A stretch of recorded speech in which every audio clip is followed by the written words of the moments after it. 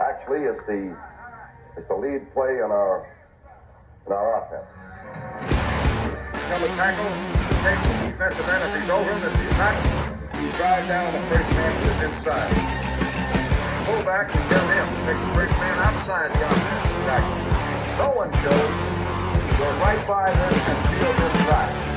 If the YN has the linebacker taken out, he cuts inside. If the YN has the linebacker in, he comes all the way around. If you look at this play, what we're trying to get is a seal here and a seal here, and try to run this play in the alley.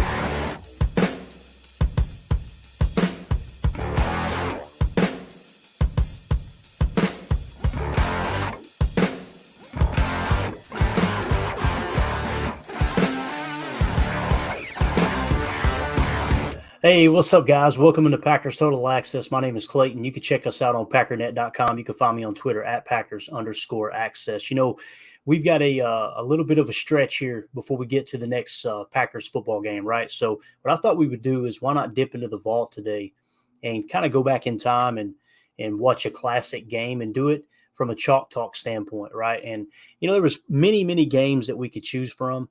And the one I specifically chose, it kind of had a little theme to it, right? I wanted to kind of go back and you know, as we step into the Jordan Love era, I guess is the best way to set this up. You know, we're kind of looking at it from a standpoint of, okay, what's Jordan going to have to do to be successful, right?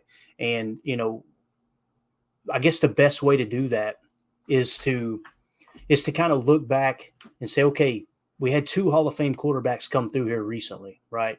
You had obviously Brett Favre, then you had Aaron Rodgers, right? And when you look at their coming out parties, a lot of times it's easy to just look back and go, oh, yeah, they were Hall of Famers, you know, from the get-go. And that really wasn't the case, right? In most cases, that wasn't how it went. I'll take this earpiece out. And I apologize for the voice. We're battling what I believe is a little bit of Rona today. So it is what it is. We'll get through it.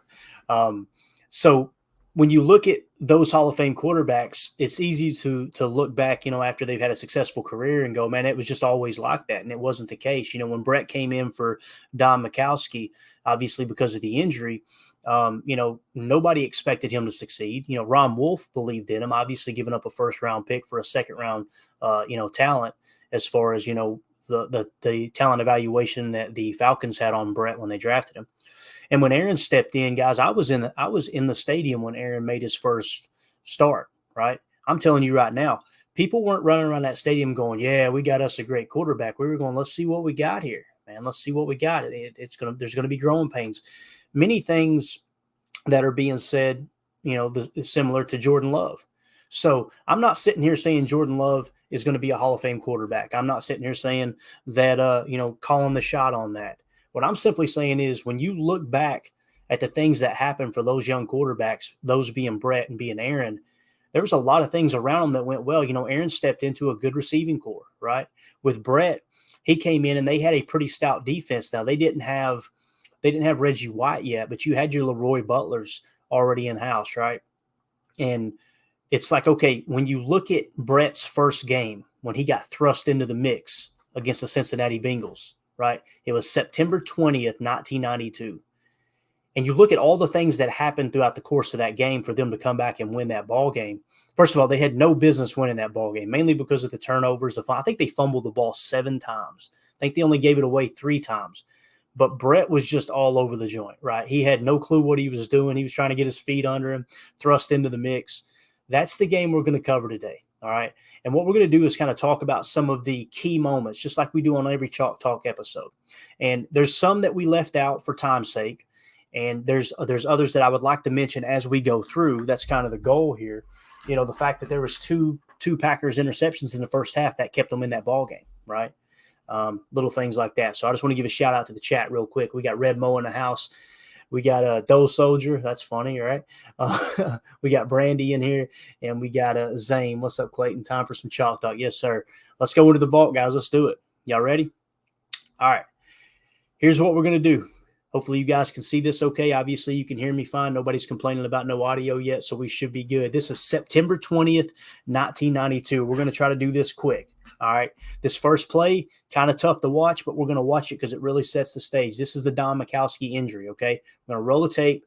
First of all, look at the Packers and what they come out in here. Let's at least talk about the formation that got our boy's ankle absolutely destroyed, all right? It was 11A strong right doubles, crosser cab, Y mesh, Z post, T leak. What's all that mean? We have got 11 ace, obviously, one running back, one tight end. That's your 11 personnel. Ace is a single back set, strong right. The tight end's on the right side of the field, right? You got your doubles look. It's a 2x2 set. The tight end being, attached to the line, being part of the 2x2 up top.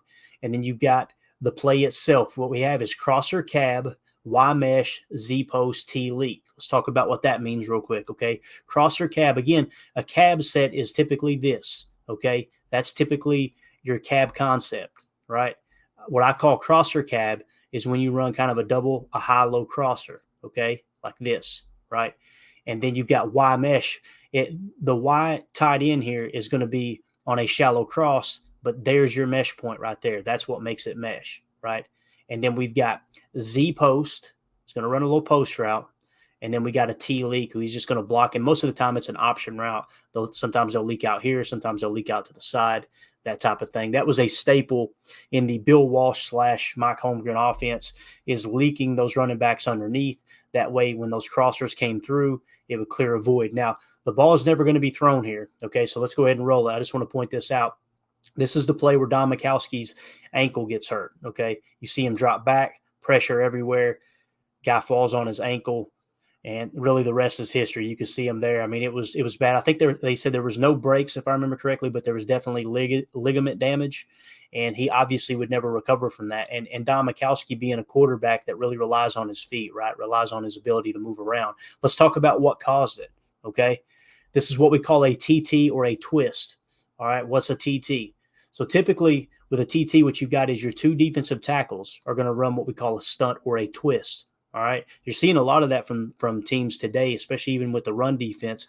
Like I had mentioned so many times, Carolina did it a couple years ago, and it really disrupted the run against their opponents. But essentially what you got is this guy's going to try to work in, this guy's going to try to loop around, and they're both going to see if they can create confusion right here to try to get to the quarterback. Okay, that's what we call a TT twist. Now, if it was an ET, right, it would be an ET stunt, then this end right here will be crashing down, and the T would wrap around, okay? The tackle would wrap around. That's what we would call an ET, right? If it was a TE, this tackle would slam down and free up a free runner for the end. That would be called a TE. But again, we're talking about the two tackles, so what we have is a TT or a twist, all right? You can watch them as we roll the tape here. They create confusion right off the bat. There you see him changing place. He smacks the center. You got one free running, 65 leaves him. And then what do you have? You got this guy right here who's got a free run at Don Majkowski. Don Majkowski really has nowhere to go. I mean, he can really try to shoot out here, but by this time he's looking downfield. It's too late. And you can see he tries to get out of harm's way. Guy lands on his ankle, tears the ligaments, right? Insert number 4, Brett Favre. All right. And this is where it gets really, really interesting. We're going to fast forward ahead. This is the middle 8, okay? And I wanted to point out this play because it was important. Right here with Chris Jackie, being the kicker for the Packers, you're kind of on the cusp of field goal range right here, right? From this point here, you'd be looking at roughly a 47-yard. Jackie could probably hit that, but he did struggle in this game, if I remember correctly. So it's the middle 8. This is going to lead to a field goal, which means Green Bay would win the middle 8 3-0, which is really, really crazy considering, how many points were scored in this game and the back and forth battle between Boomer Esiason and a young Brett Favre. But Green Bay did win the middle 8, and it was mainly because of this play right here. So let's talk about what happens on this play. We've got a 12 ace, strong right, Z motion tight, X fade, YH crosser cab, Z flat, T leak. Okay, 12 personnel, one running back, 2 tight ends. That's your 12 look. It's strong right. Both of these tight ends are on this side of the field, okay, on the right side of the field. You've got Z motion tight, which basically means your Z receiver, and I believe this might be Sterling Sharpe. Don't quote me. I think it is. He's going to motion in tight, okay, and he's going to set up right here. That's going to make it a tight formation. He is the Z receiver. Why is he the Z receiver? He's the Z receiver because opposite the strong side of the formation, right? This is your strong side of the formation where your two tight ends are strong, right? Opposite side on the line of scrimmage is your X receiver. That makes the other guy your Z, okay? So it's going to be Z motion tight. Now let's talk about what the play design is. You've got X fade, okay? Your X receiver is basically going to run a 9 route. It's going to be a fade route, okay, down the sideline. You've got YH crosser cab. Here is your Y tight end. He's attached, okay? He's going to run a crosser. And then you've got your H back or your H tight end. Some people would call this a U. Some people would call this an F. Again, I like to keep it simple. I like to go Y, and then when there's a second tight end, it could be an H unless they are flexed out, and it's someone like a Luke Musgrave we would refer to as an F tight end. Don't get caught up in all that lingo. It really doesn't even matter. There's your YH crosser cab, okay? Your Z is going to motion in, and then he's just going to run a flat route, okay, out here. And then you've got your T Leak who's got the choice route. He could go out here. He could go underneath, however he sees fit. Sometimes the play call is not so much a choice route as it is, it's okay, it's firm here. I want you to run a Texas here. I want you to run a sneak, whatever. I know this with Holmgren, they like to run a lot of sneak, right? Which is basically recently, and a lot of Texas, okay? That's your Texas route out of the backfield. But again, he's going to run a leak, okay? So let's roll the tape. You're going to see the Z motion from the bottom of the screen. There's Sterling Sharpe. He's going to Z in tight, and he's going to bounce back out, okay? Now you see your crosser cab developing. You see these guys right here, right? He's running that crosser, and there's one behind him as well. That's where Brett's going to get the ball to. And I want you to watch Brett here in the pocket. He stands right in the face of trouble. That dude throws a spin move, and look at him let that go, right? Quick release, bang. That would set up the field goal that would win you the middle 8. And again, some people would look at that and go, Clayton, there was a lot more exciting plays. This next one is one of them. A lot more exciting plays than just whatever it was, a 12-yard gain. I'm telling you guys, it's absolutely huge. We end up winning by 1 point in this game, right?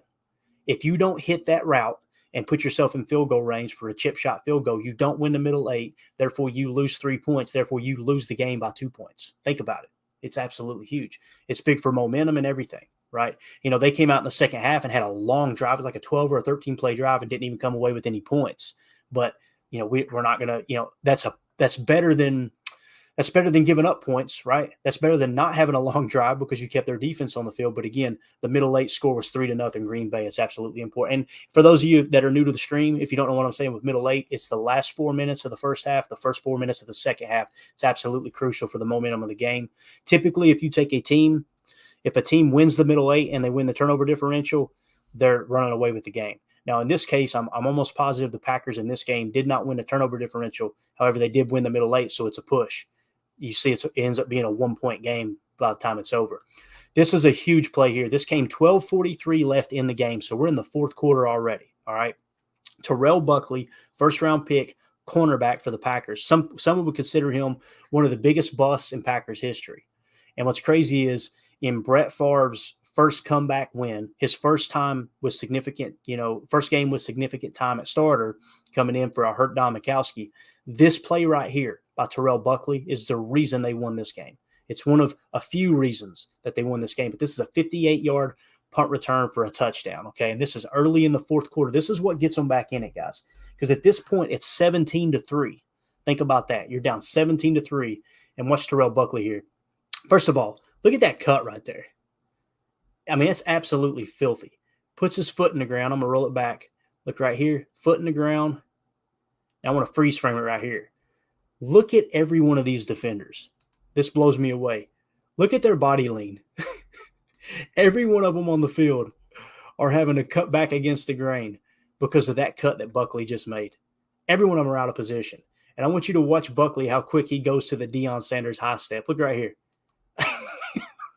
That absolutely tickled me to death seeing him go high stepping right off the bat. Like, you've got like 2 or 3 more guys you've got to beat to the end zone. This dude's already high stepping like Neon Deion. You can tell that's where he got it from too. Look at this down the sideline. Look at him holding that ball like a loaf of bread. Look at him. Again, ends up being what's considered to be one of the biggest busts in Packers history. But this game here, man, absolutely crucial for them to come away with Favre's first comeback win for sure. So again, that was at that point, it was 17-3, and then it was 17-10. So let's go to this next play where the drive actually started at the 10-yard line. All right, so we're deep in the fourth quarter now. We're probably more than halfway through the fourth quarter. And that's another thing I noticed about these classic games. Notice there's no ticker. I couldn't tell you how many times I was watching this game. I was on the bike this morning. I rode like 10 miles and watched this game on the bike. And the whole time I'm going, can I please get an update on what quarter and what time is left on the clock? Like they did nothing. It was just, all right, here's your random 1st and 10. I could only imagine how difficult it would be to watch tape back then. But anyway, the drive started at the 10-yard line. They're pushing it down to midfield now. They're at the 49-yard line. We're losing 20-10 in the fourth quarter, okay? And here's what we come out in. We come out in a 21 pro set. Some of you guys are going, what's pro set? This is the first time, to the best of my knowledge, on Chalktalk, I have said the words pro set. This was really, really popular way back in the day. The pro set kind of got weeded out, in my opinion, and they still use it from time to time. San Francisco will use it from time to time, but it really got weeded heavily out of the NFL. I want to say around the early 2000s, right? And you're going to see when it comes to the NFL, everything's cyclical. Some of these formations are going to come back. Some of these defensive tactics are going to come back. Some of these offensive, schematic, adjustments are going to come back around, because you're constantly, it's this revolving door of ideas in the NFL. When they start leaning too heavy on one thing, then you come back, you dip back into the vault and go, okay, what did they do 30 years ago to beat that? Right. And it comes back around. That's what I love about the NFL. But again, losing 20-10 in the fourth quarter, this is a 21 pro set. What's a pro set? First of all, 21 personnel, 2 running backs, 1 tight end, okay? What a pro set is, it's also known as a split backfield, okay? So with a pro set, you've got the quarterback under center, and then split back roughly 4, maybe 5 yards. You've got 2 running backs, typically a fullback and a halfback, that are in the split back set. So it kind of makes like the old-fashioned T formation, if you look there, right? Kind of makes a T. So when you see that and how it lines up, that's what you call pro set. Really, really popular back in the day. All right, so we got 21 pro set. We're going strong right. Your tight end's on the right side of the line of scrimmage. We're going twin left, meaning 2 wide receivers on the left side of the field. And again, 21 guys means 2 running backs, 1 tight end. Okay, I want to point that out. 2 running backs, 1 tight end. That's important. Your twin left is over here. Okay, so again, the play call is 21 pro set, strong right, twin left, smash, Y curl, T swing, H leak. Let's talk about what all that means. Okay, smash, first of all, twin left smash. A smash concept is when your outside receiver, what most people refer to as, this is your number 1 receiver, this is your number 2. Basically, from the defense, if you were to stand in the safety's position and stare at the offense, so you're looking from the defense's perspective, the receiver closest to the sideline will be your number 1 receiver. Then the next one over to the left will be your number 2. Then the next one will be your number 3 if it was a 3-by set. Okay, so that's just a quick way for them to communicate number 1, number 2. The defense knows which receiver they're talking about when they're communicating on the field. Hey, I got number 1. Hey, you take number 2. That's what they're talking about. This is your number 1 receiver. That's your number 2 receiver in this twin set. So with smash curl or smash Y curl, a smash concept, the number 1 or outside receiver will run a curl. The number 2 will run a corner off of it. Okay, so you're trying to create isolation on the sideline.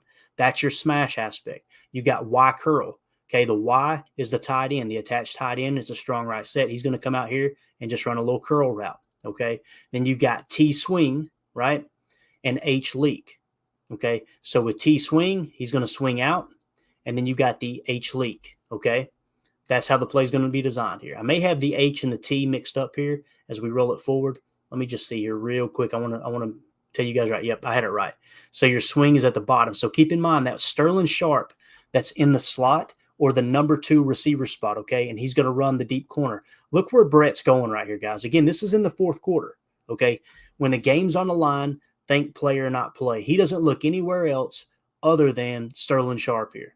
Now, he knows he's got a single high safety, which simply says the middle of the field is closed. So he's going to hammer this corner route. Look at the touch Brett puts on that ball. That's an absolutely perfect pass. Look where Sterling catches that. And there's many people you've heard us talk about on Twitter and on YouTube how Sterling Sharpe deserves to be in the Hall of Fame. You're going to see this highlight reel before he gets hurt, just how valuable he was. and you see him cut up field. Brett gives him enough room where he can get a little yak too. Watch his release. There was nobody that was better at release than Sterling Sharpe. I'm telling you, it was a part of his game. That, and I want you to look at this. That's what we call stride length. Look how long his legs are. It's something that Greg Cosell said he watched tape for so long at NFL Films and didn't even realize that stride length was so important. Stride length is what creates separation on the field. It's why some people run strong 40-yard dash times, right?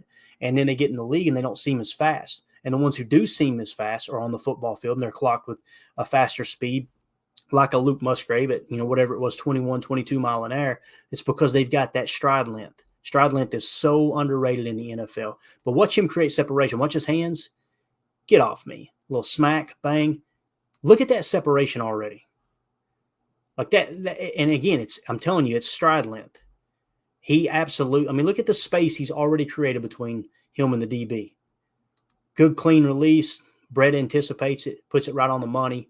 And, of course, Sterling going to catch it, cut it upfield, get another 5 to 7 yards. Sterling Sharpe was just an absolute dog. That was a huge play, okay? So, fourth quarter, later that drive, we're still losing 20-10.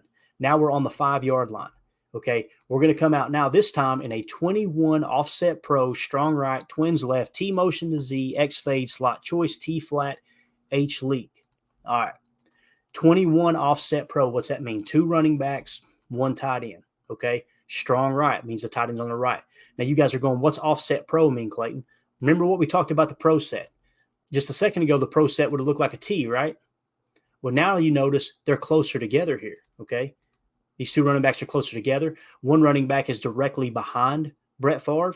That's what you call a offset pro set, okay? Which we just call it offset pro, or it could be pro set off. Some people have said it like that. Don't get too caught up into the details of the lingo. There and the Packers may have had just a code word for it. They may have called it, Banshee. Who knows? So that's what a 21 offset pro is. So 21 offset pro, strong right, twins left. Again, you're seeing that twins look over here, and that's Sterling Sharpe right here in the slot. Okay, T motion to Z. What's that means? It means your T running back is going to motion out here, and now he's going to become the Z receiver. Some people would just say T motion flex, and they wouldn't even refer to him as a Z. They may still refer to this guy as a Z. I don't see it that way. I see him as a slot. Once this T clears the line of scrimmage, he is now the Z. Why is he the Z receiver?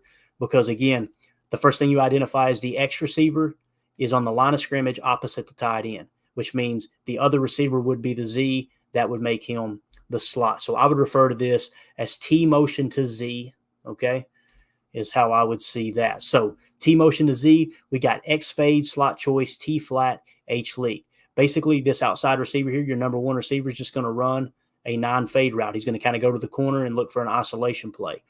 This is slot choice. This is Sterling Sharpe in the slot. I think he's running a choice route. To me, it doesn't look like just a hard slant. To me, it looks like he's getting in here. He's reading the eyes of the defender, the body of the defender, and he's just going to try to create a little bit of separation and get down here and give Brett a window to get him the ball to, okay? And again, when the game's on the line, think play or not play, you can see Brett doesn't look – he kind of looks right because he wants to get this safety moving in this direction, and he's just going to Sterling this whole time, you can tell. So, again, you've got the X fade slot choice. You got the T flat. Remember, the T is going to motion to Z, and then he's just going to run a flat route, okay, up there. And then you've got H leak again. He's going to run a little choice route, maybe leak underneath, maybe go over here. That's the way the play's designed. So, again, keying on Sterling Sharpe here. When the game's on the line, think play or not play. Let's roll the tape. You'll see Brett. He's going to give a quick look up here to the right. There's your T motion to Z. Quick look right. Comes right back. He's looking for Sterling. Pop it in there. Look at Sterling fight for this touchdown. Basically carried through. He broke through 3 tackles to get into the end zone. There's that young Brett Favre fired up. Now I want you to key in on Sterling Sharpe. Look how he's acting weird. You see his hands kind of extended out. His ribs are hurt. To me, I think it happened on this play. I think he took a lick there, and that's when it messed up his ribs. And it's going to affect him the rest of this game. So, again, that touchdown, though, was absolutely huge. Watch him. Look at the hands. Such a physical receiver at the line of scrimmage. Bang, catches it, takes a lick there, and then gets landed on there, right there on the backside. And you can see him kind of wincing. Some people think he's smiling. He ain't smiling. He's hurting, dude. He's hurting bad, too. So, that kind of sets up the final drive. So now I think they got another field goal, if I remember correctly. So now we're in the fourth quarter, 54 seconds left. We're losing 23-17. So we're losing by 6, guys. It's going to take a touchdown and an extra point, right? This is where the legend of Brett Favre was born, okay? This drive right here. And guess where the first person he goes to? You guessed it, our boy Sterling Sharpe up here. All right, so we're going 21 ace double, strong right, 3 verts, Y cross Texas. Okay, now when I say 21 ace, it's so hard to watch this because the clip that I watched, it was cutting in and out, so you couldn't tell if they actually got a substitute in or not. But regardless, at one point they're in a 20 personnel, and this may even be the play. And with 20 personnel, it's 2 running backs, no tight ends. And then another time, I noticed there was 2 running backs, 1 tight end, and like 2 receivers. So I'm going to call it 21 ace double, strong right, 3 verts, Y cross Texas. All right, let's talk about what the route combination is here. 3 verts. Okay, first of all, strong right. Your tight end obviously is on the right side of the ball, of the line of scrimmage. We're going 3 verts. Your number 1 receiver over here is going vert. Your number 2 is going vert, kind of working a skinny if you need to. And what they're doing is reading the defense basically. And if he shades inside, he's going to bend it out, and vice versa all the way across the board.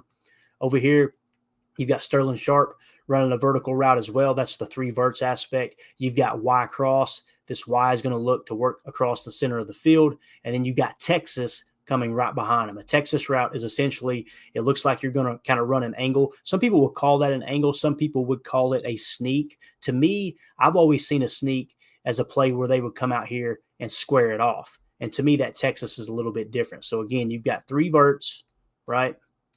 And Texas was a staple in Mike Holmgren's offense. You got the Y cross, and then you're going to have the Texas across the middle. Let's roll the tape here. Again, fourth quarter, 54 seconds left, down by 6. Here's the snap. Look where Brett's going with the ball, guys. Step up in the pocket, avoid the twist, hammer it in there to Sterling Sharpe. Now look how Sterling lands right here. See his arm extended? He's trying to brace himself because of those ribs. And watch how hard he hits the ground. Look at him get up right here. Like, this dude was a gamer, man. God, we got robbed of so much good football when he got hurt. Dude, I still think he should be in the Hall of Fame, but you can see him. He can't even hold his left arm up. You see him up at the top there. Now, they're going no huddle here. I thought they would spike the ball. We're down to 40 seconds. Look, Sterling can't even hold his freaking arm up, right? Now, watch this. 21 pro set, strong right, XZ go, Y pick, H Texas, T leak. Okay, what does all that mean? Let's talk about it.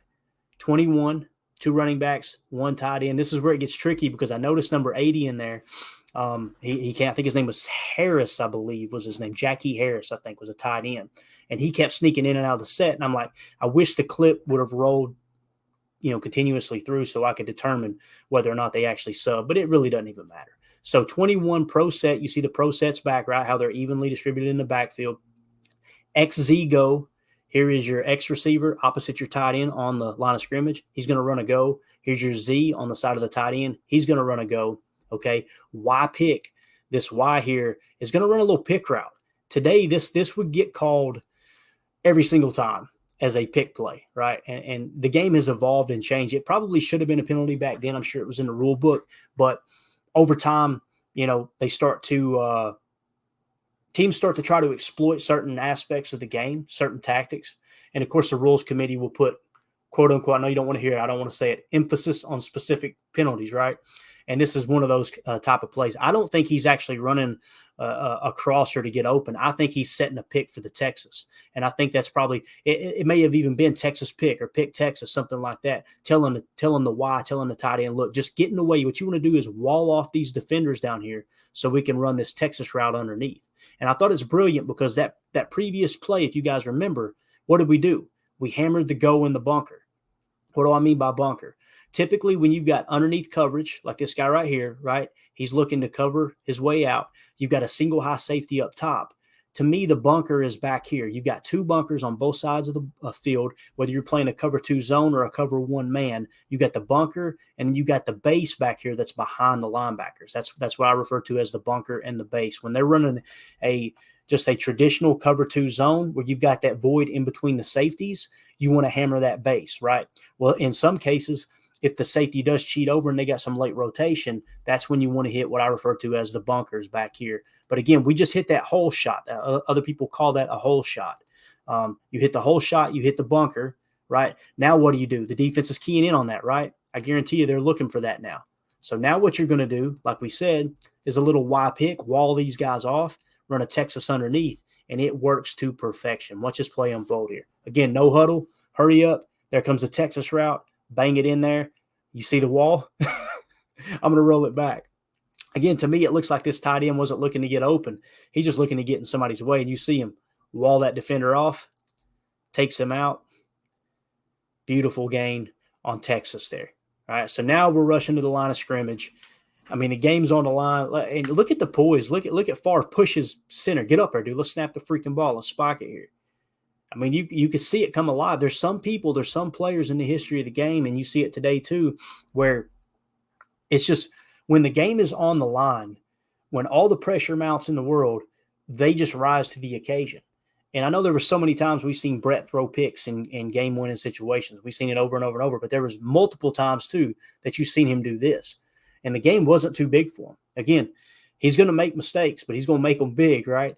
And when you're willing to make mistakes big, it's kind of been one of the knocks against Aaron Rodgers over the years. He doesn't take enough chances, right? With Brett, he took too many chances. With Aaron, he didn't take enough chances, which I always got tickled at the Aaron Rodgers slander because literally last season, on the same exact tweets, I had people telling me that Aaron Rodgers is too interested in playing hero ball, meaning he just wants to throw it deep. And then others saying all he does is throw it short. That's why his completion percentage was 1% higher than his career average before he broke his thumb. And I'm going, okay, you got to pick one or the other. You can't have both of them, right? But again, Brett was just one of those guys that when the game was on the line, it didn't seem too big for him. He was willing to take those shots, much like Michael. Here you see Sterling finally has had enough. They spiked the ball out of that no huddle set there, doing kind of that muddle huddle to get down in position. He's now having to come out of the game. So now you're without your best player, okay? You can tell he's hurting. He's like, I can't do this, right? 19 seconds left, down by 6 points. We come out in 11 ace double, strong right, all go T elite. Let's talk about what that means. Again, 11, one running back, one tight end. Strong right, the tight end's on the right side of the formation. We're going all go T elite. This is real simple. Everybody, these receivers, you're all running go routes, including the tight end, all right? So what you're going to see is a go route, a go route, a go route, kind of working a skinny post, but it's still a go. You're reading the defender, and then a go route. So you've got a safety back here that's off the screen, okay? I'm going to try to paint a picture for you. There's a safety back here, okay? So what Brett's read is really, really simple. What Brett's looking to do is he's looking to read that safety. If the safety bends outside, then guess what he does? He hammers it right here to the tight end, okay? If the safety stays at home, then he's hammering it out here in the hole shot again, right? So keep that in mind. I want you to watch Brett Favre, young number 4. Watch this pump fake he throws. He knows exactly what he's doing here. As the ball's snapped, again, 19 seconds, game is on the line, down by 6 points. Watch this pump. That's for the safety. That holds the safety for just a split second, guys. That little pump fake, as silly as it sounds, I guarantee you it made that safety go flat-footed, and that forces him to respect that skinny post by the tight end, even though it's covered. And then watch Brett. Going to fire that thing in there. Hole shot, touchdown, tie ball game. You're going to get a little bit better angle here. I just want you to watch the celebration, man. This is actually, look at the fans on the field. That 90s guard, boy, it's something. Look right there. That's what we fell in love with, right? You don't see other professional athletes look like a little kid when they play the game. They're too busy trying to look cool, look swag, show up their opponents. Brett's as surprised as anybody that he made that throw, right? I love it. Look at Kendrick Taylor. Got to mention that name. He's the one who got the game-tying touchdown. Look at Brett, still running around like a kid. So, again, you'll see it here. First of all, watch Taylor. Going to give him a little jab outside. That right there is absolutely huge. Let's roll it back. It's the subtle things, guys, especially in coverage. I'm going to take it down to 50 for just a second. Go real slow here. Watch him force that corner to pinch against the sideline. You know why the corner's doing that? Because he knows he's got safety help over here. He knows over here he's got a safety with eyes on this receiver, but that safety's also got eyes on this tight end, which is Jackie Harris. Okay. Remember the pump fake. So the safety stays at home just a second too long, bends him outside. That's the corner's expecting to have help over the top, and it ain't there because of that little baby pump fake. Now you see the safety is late to the ball game. I'm telling you, that pump fake is what made that play go. This guy could not get back to the point he needed to make this play because of that pump fake. And again, what's crazy is hindsight being 2020, I guarantee you that safety, seeing this technique underneath and the tight end was covered down the seam, he wishes he just went deep and turned it into kind of a too high look, right? Or a too high, late rotation, I guess you could say. Look at that. Brett just puts it on the line, threads the needle right into the whole shot, the bunker, as we refer to it. Kendrick Taylor, touchdown. The legend is born. That was a lot of fun watching that game. I mean, it was an absolute blast. I just smiled the whole time listening to the 90s style announcers. But some of you guys are sitting there going, hold up a minute. That just tied the ball game up, right? Again, look, there was the pump fake. It was right after the pump fake. You see the safety's out. See how the safety was flat-footed right there? Let me roll it back. I want to show that. Roll it back just a touch. When the safety comes into the frame, look how he's flat-footed. Like you could tell, he just now is making a move. He probably thinks the rookie ain't got enough arm strength to get it back there, too. That's why he was late. He's like, oh, crap. That pump fake did it. Bang, tie ball game. So now let's get to the fun part. And this is what makes this play so interesting. First of all, let's watch Brett. Let me go back to 75 so you got to watch this super slow. Look at Brett, man. Just absolutely fired up. That place was going nuts, too. If you could have heard the crowd on the TV. Brett's just looking for somebody to celebrate with, and nobody's interested, which is hilarious to me. There you see number 92, Jerkovich.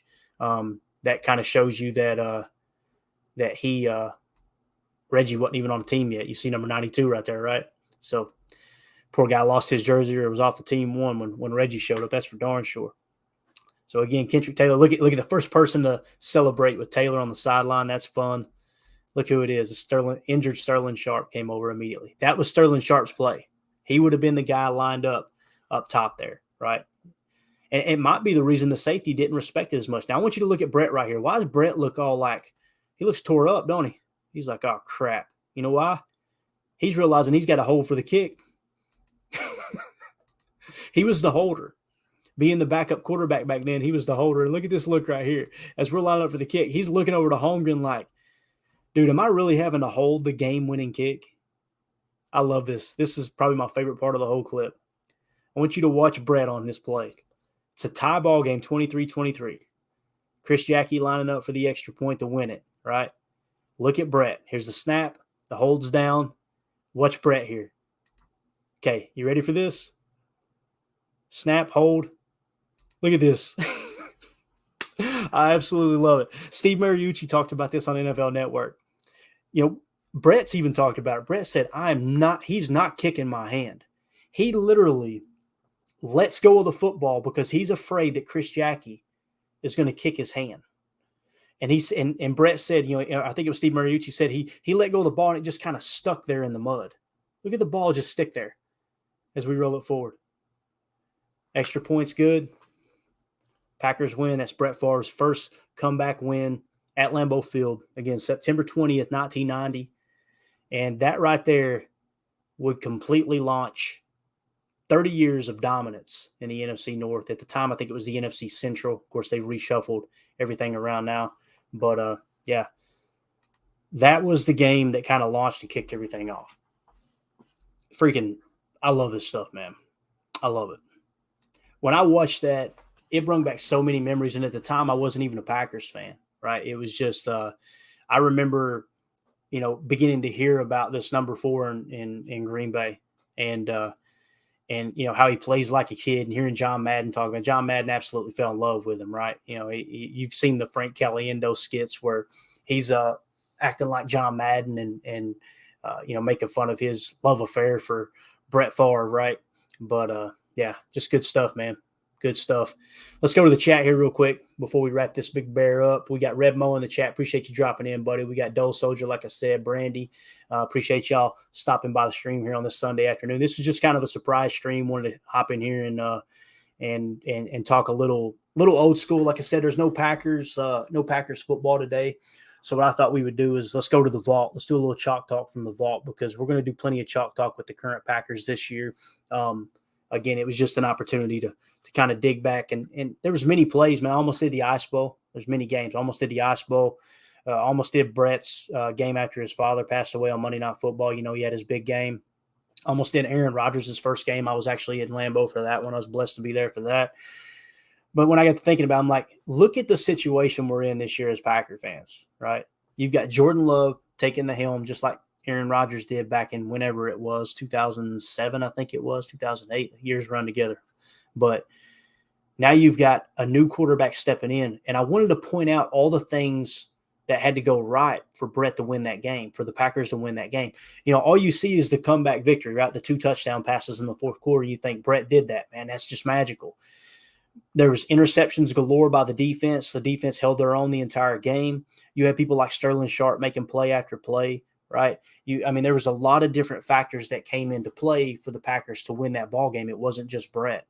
Kendrick Taylor, a guy that most people don't even know. If you were to ask, hey, who was Brett Favre's first, game-winning touchdown to? I guarantee you they would probably say Sterling Sharpe, or they would say Antonio Freeman or Robert Brooks, which Robert Brooks was actually a rookie on this team. Oh, yeah, by the way, the reason we started on the 10-yard line there in the fourth quarter, that final drive, was because Robert Brooks fielded a kick and ran out of bounds at the 10-yard line. And rather than let it bounce out of bounds, he tried to field it and gave them horrible field position. Still didn't matter. Sterling Sharpe took over. Brett took over. The little Texas route was more important than anything, because it got them just a little bit closer. And not only that, it forced the defense to really have to look underneath too, right? They had to look at those underneath routes. Pretty cool stuff.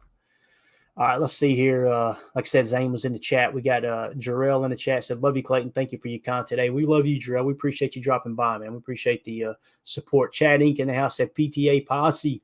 Love it, love it, love it. I love what Zane says here too. Looking like Sean out there with the thinking emoji. Looked a little bit like Sean Clifford from the preseason, didn't it? I think that's a strong take, Zane, but I'm going to allow it because, man, he again, you've heard me talk about in the preseason. It's the first thing that came to mind for me was, man, he looks like a young Favre out there running around, just trying to throw crap against the wall and see what sticks, right? And then Chad, of course, in the chat said Brett's love for the game was so infectious. It really was, man. And I know people have got a lot of mixed feelings about Brett. I get it. I'm here to talk football, man. I'm not here to talk about who you voted for president. I'm not here to talk about all this other crap. I talk strictly football, you know, and you're exactly right, Chad. Brett's love for the game was infectious. Reggie White absolutely adored Brett. You know, he always referred to Brett as like his younger brother. It's amazing how many people love Reggie, but they hate Brett. It's like, how does that even make sense? And I know Brett left on bad terms, and I was one of those fans that was like, you know what? I hope he falls flat on his face. But the second his career was over, hey, welcome back to Green Bay, man. Once a Packer, always a Packer, right? I'm always going to root for the G. I'm always going to root for the green and gold. I'm not a quote-unquote players fan, right? I'm always going to root for the Packers. It doesn't mean you got to agree with everything that the front office does. You know, I'm critical about the front office, just like I am about I've been about Brett and I've been about Aaron, right? But again, it's always going to be football here. But I agree, Chad, man. His love for the game was absolutely awesome. I want to give a shout out to Zane Strong, who just became a member of the PTA Posse. Hey, man, welcome to the crew, dude. And anybody else who wants to join the YouTube membership, you can just see on our homepage there on YouTube. You can click join for as little as $2.99 a month, and it supports the stream. And also, Zane, that enters you into the contest. We're going to spin the wheel Sunday night or Sunday afternoon after the Packers-Bears game. And we're going to give away an autographed Lucas Van Ness jersey, just like the one right here over my shoulder. Anyone who is a member of the YouTube channel, what we refer to as the PTA Posse, you'll be entered into that contest and a chance to win an autographed jersey. We've already got other giveaways teed up too. So every time that we do a giveaway, we're just going to draw from the YouTube members list. And again, it's just a way for us to give back to you guys for supporting the stream, supporting the channel, that type of thing. Got Janelle in the chat said, I remember that game for the first time in 2 decades. I had hope that the Packers might be good. I think that's a great way to describe it, Janelle, for sure. Great way to describe it. All right. Want to thank everybody in the chat. Again, this was just a little surprise stream. I thought, hey, let's do a little chalk talk, kind of kick the season off since we've got a little mini bye here from the preseason. Let's do a little classic chalk talk. Let's go into the vault. So we're going to call it Chalk Talk from the Vault. And I appreciate you guys swinging by, hanging out with us. For those of you listening on the pod, thank you for making us a part of your day. As always, let's go out and be the change we want to see in the world, and go Pack Go. The power sweep. Actually, it's the lead play in our offense. Tell the tackle, take the defensive end if he's over him. If he's not, you drive down the first man to his inside. Pull back and tell him to take the first man outside the offensive tackle. No one shows. Go right by them and field inside. If the YN has the linebacker taken out, he cuts inside. If the YN has the linebacker in, he comes all the way around. If you look at this play, what we're trying to get is a seal here and a seal here, and try to run this play in the alley.